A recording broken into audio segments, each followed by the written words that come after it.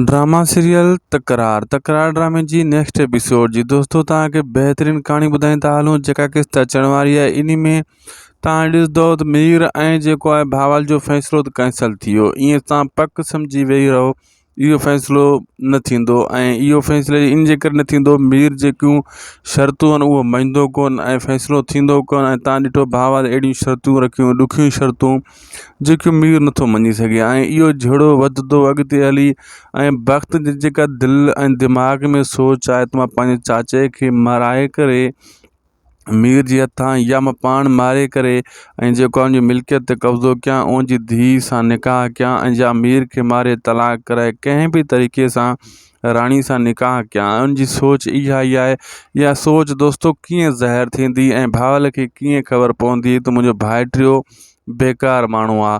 दोस्तो अॻिते हली 2-3 किस्तनि खां पोइ तव्हां ॾिसंदो त भावल जेको आहे घर में न हूंदो आहे। वक़्त जेको आहे खणंदो आहे राणी जे मथां हथ उते पोइ इन जो पोल पधरा थींदा आहिनि ऐं वरी अचानक मथां भावल ॾिसी वठंदो आहे त हीउ राणी सां विढ़ी रहियो आहे।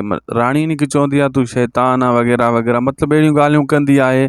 तूं बाबा खे जेको आहे ख़राबु करे छॾियो आहे ऐं पोइ जेको आहे हिते इन्हनि जो झिड़ो थी पवंदो आहे ऐं भावल अचानक अची वेंदो आहे। हाणे वरी मूसा जे मथां बि कावड़िबो तव्हांखे ख़बर आहे। भावल जेके ॻोल्हण ॾिसी वियो मूसा खे भावल जे घर ऐं सॼी हक़ीक़त भावल खे ॿुधाईंदो। जॾहिं भावल मोटी ईंदो पोइ भावल सफ़ा छितो थी पवंदो ऐं पंहिंजी धीउ जे मथां चवंदो हे तूं छा कयो आहे। माना पंहिंजी धीउ जे मथां उनजो एतबार ख़तमु थी वेंदो ऐं भावल जो एतबार सभ खां वधीक वक़्त जे मथां अची वेंदो। ईअं सोचींदो वक़्त सचो माण्हू आहे भलो माण्हू आहे ऐं मुंहिंजो भाइटियो मूंसां सचो आहे।